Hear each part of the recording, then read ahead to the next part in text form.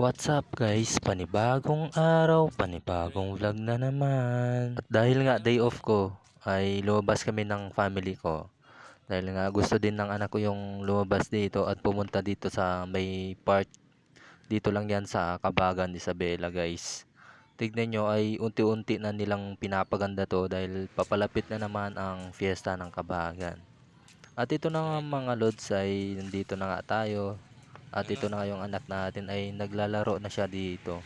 Kung saan saan na naman siya pumupunta dito sa playground na kanyang gusto.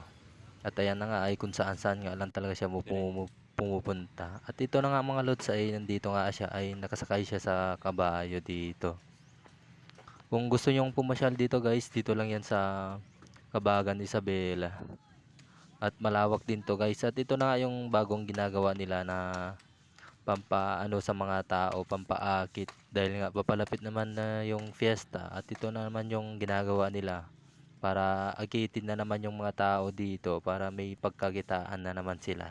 Joke lang. At dahil nga madilim na yung langit dito ay umuwi na rin kami dito mga lods. At nung natapos na tayo na masyal-masyal ay dumiretso naman ako dito sa bukid para tignan na naman yung ating mga alagang hayop mga lods. Dahil nga isang buwan tayo hindi naka-upload dahil nga nagkaroon tayo ng problema. Kaya pagpatuloy pa rin natin ang ating mga pinangarap na maging vlogger. Kaya samahan nyo naman ako guys dito sa ating panibagong araw at ating panibagong vlog.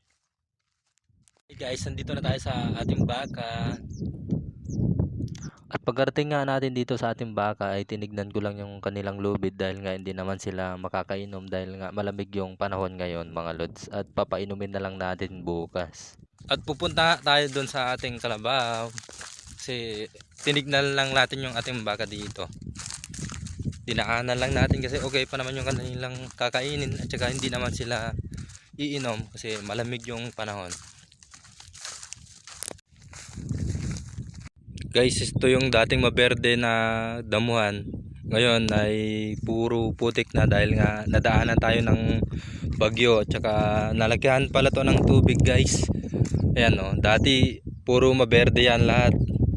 Puro damo yan pero ngayon wala na, walang damo yan kasi nalagyan tayo ng tubig. At buti nga lang ay may nakakain pa rin yung ating mga alaga dito kahit papaano.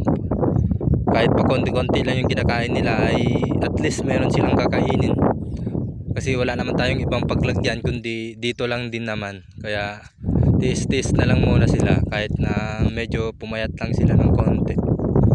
Wala na yung dating maberde talaga. At pagpasensyahan nyo na guys yung maingay dahil nga malakas yung hangin dito sa bukid. Kaya pagpasensyahan nyo lang muna. Ito na nga tayo sa ating kalabaw guys. Ayan o, tumingin din siya. At atin lang din naman tinignan yung lubid ng kalabaw dito at kung maayos pa yung kanyang lubid. At saka malapit naman siya sa tubig kaya wala tayong problema dito mga lods. At ito na nga mga lods ay buti nga lang ay may nakakakain pa sila dito kahit papaano, kahit pa konti-konti lang. At ito na nga mga lods ay pauwi na tayo at paano ba yan? Bukas na lang mga lods. Bye bye. Thanks for watching mga lods.